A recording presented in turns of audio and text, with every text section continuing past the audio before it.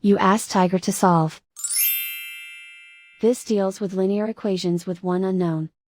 The final result is w equals 2/9.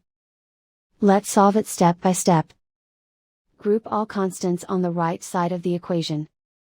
Subtract 5/9 from both sides. Group like terms.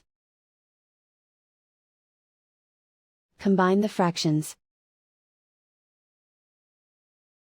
Combine the numerators. Reduce the zero numerator. Simplify the arithmetic. Combine the fractions. Combine the numerators.